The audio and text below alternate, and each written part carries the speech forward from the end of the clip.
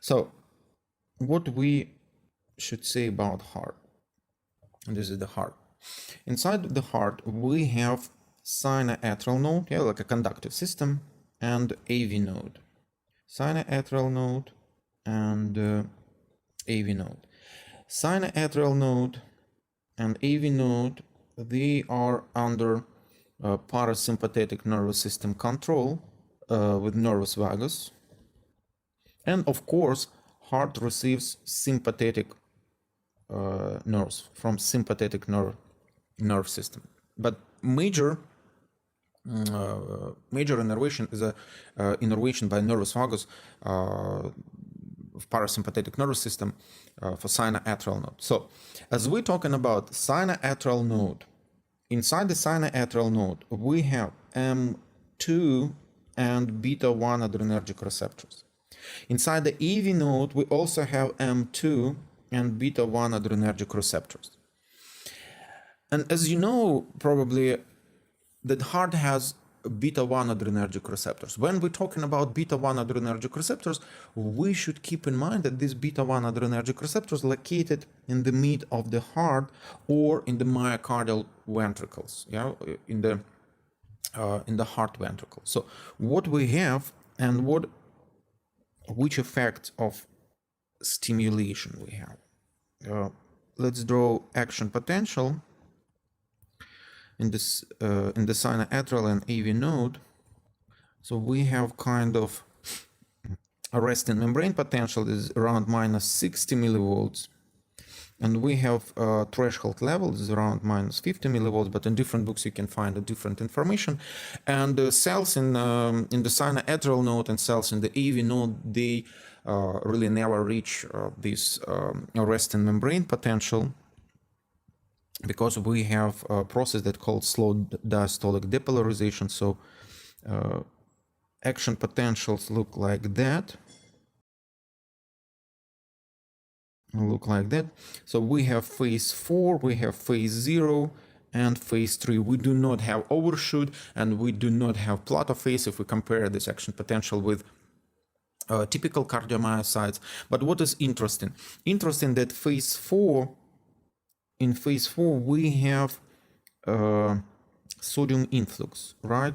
And this sodium influx coming through the funny channels, so-called funny current, or through the funny sodium channels. And in phase 0 we have calcium influx. So what's going on in case of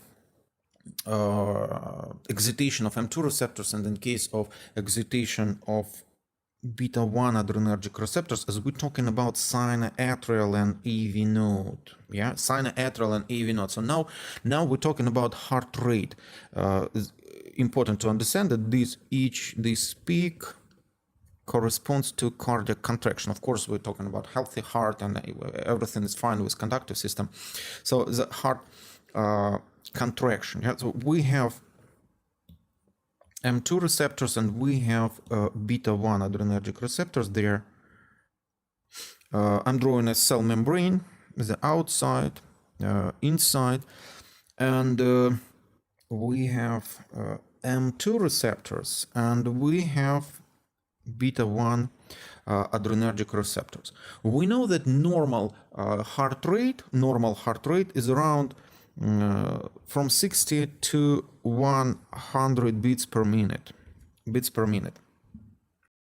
We know that M2 receptors coupled with GI inhibitory proteins and beta 1 adrenergic receptors coupled with GS proteins, and both these receptors regulate adenylate cyclase, right? GS, or excitation of beta 1 adrenergic receptor, stimulates adenylate cyclase, and stimulation of M2 receptors causes blockade of adenylate cyclase. So really increasing in nervus vagus tone causes acetylcholine releasing. Acetylcholine interacts with the M2 receptors and slowing down heart rate. Yeah, how does that happen?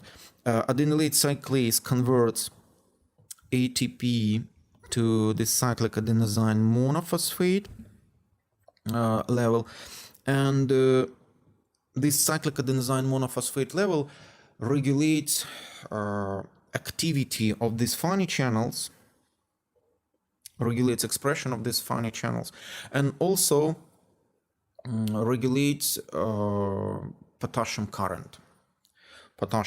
So we have regulation of funny channels, and we have regulation of potassium current through the potassium channels, and as a result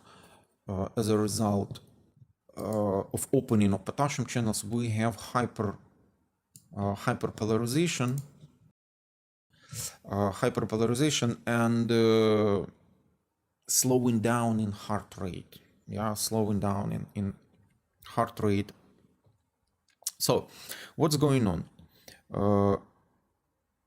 In case of activation of M2 receptors, we have greater potassium efflux and less amount of funny channels, and this action potential looks like that.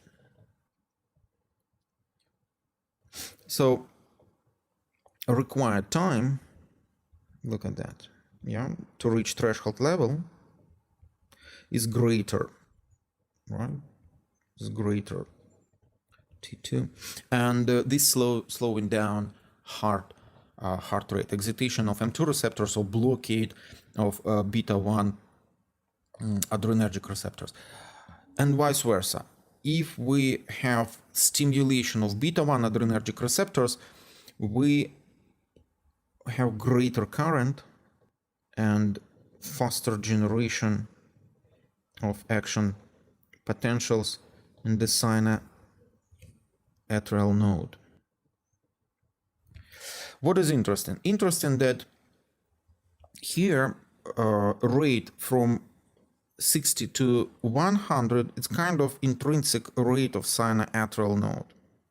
And stimulation of beta 1 adrenergic receptors or activation of sympathetic nervous system able to accelerate heart rate up to 200 beats per minute.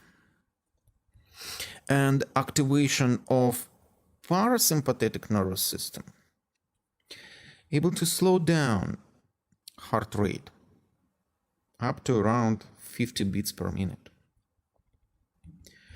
So we have kind of intersection of these two systems. So let's summarize. Activation of M2 receptors in the sinoatrial node, AV node. Activation of M2 receptors decreases heart rate and causes so-called negative chronotropic effect. Negative chronotropic effect. Blockade of M2 receptors increases heart rate. Stimulation of beta 1 adrenergic receptors increases heart rate, and blockade of beta 2 adrenergic receptors decreases heart rate. This is called negative chronotropic effect, and rising in heart rate called positive chronotropic effect. Positive chronotropic effect. What does it mean, chronotropic effect? Chronos means time.